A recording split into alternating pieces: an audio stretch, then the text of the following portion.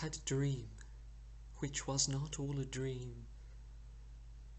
The bright sun was extinguished, and the stars did wander darkling in the eternal space, rayless and pathless, and the icy earth swung, blind and blackening, in the moonless air.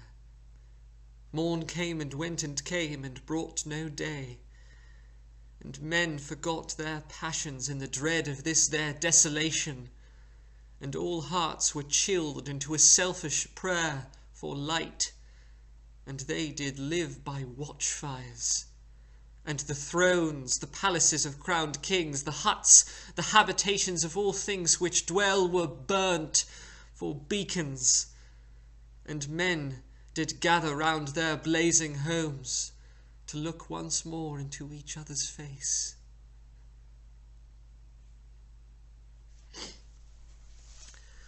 That was a poem called Darkness by Lord Byron, and this closes the this segment of Lord Byron's poetry, which is very fitting considering the context of this particular poem. This poem was written in 1816, so the furthest chronologically of all the pieces we've done thus far. This was written about the year without a summer, which was caused in the early 1800s by an eruption in 1815 in the Indies of a volcano, and it prompted Byron to write this poem in 1816. I think it was after he had vacationed in 1816 with Percy and Mary Shelley.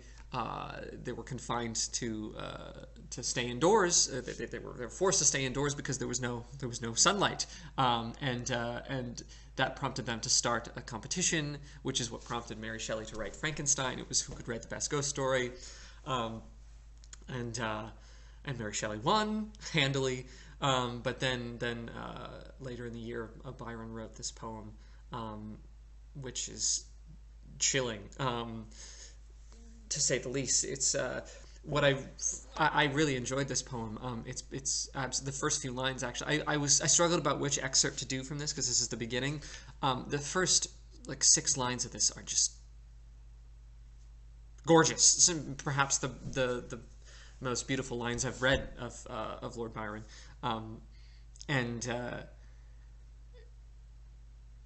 What I find refreshing about this poem is that it doesn't seem to be tinged with Byron's kind of arrogance and narcissism, which is kind of present in Childe Harold's Pilgrimage, obviously in English Bards and Scotch Reviewers, when he's kind of just full of himself. This it doesn't feel like Byron is forcing his own, voice. It reads very universally, and it kind of resonates on a human level. And the first few lines of this poem are actually they're quoted in Arcadia, which is fitting because Arcadia deals with the concept of the heat death of the universe, the idea that from the Big Bang, all the universe expanded and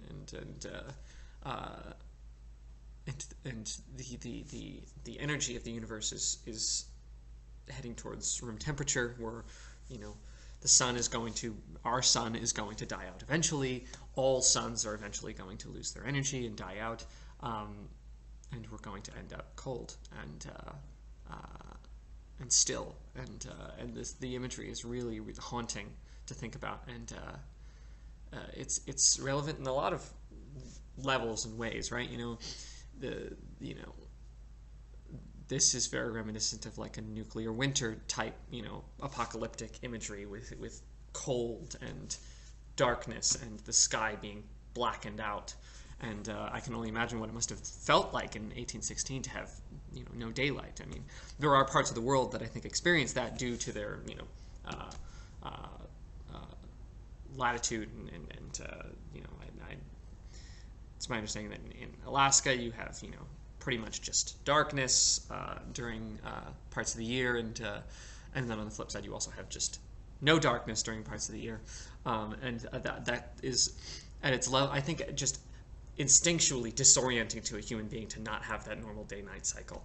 So yeah, but it it was really refreshing to read something that didn't seem to have an agenda, and it deals with some really universal themes. Like, the thing about an apocalyptic scenario is that it kind of brings things back to a neutral level for an entire species, so that we live so day to day in society that's got all these human constructs that we assign worth and significance to. But when the world ends, that's not going to matter, and we're all kind of just human beings. And so the imagery of burning down palaces so you can have fire and warmth and the ability to see, and leveling the playing field of kings and peasants, just everyone's a human being, in that context is powerful. And it was I had a blast. This was extremely easy to memorize, which I think is a reflection of the it's like Shakespeare. It's every word deserves to be there, and no word feels out of place. And this is a really great note to end on. So I'll be going back to Shakespeare next week. You have one more chance to see Arcadia today in Concord at 2 p.m. We have a matinee. It's our closing show. That is very sad. I'm going to miss the show a lot, and this is a good note to end on in terms of the poems. And I felt I learned a lot about Lord Byron by doing these, and I'm excited to get back to Shakespeare. So thank you so much for watching. Have a great Sunday.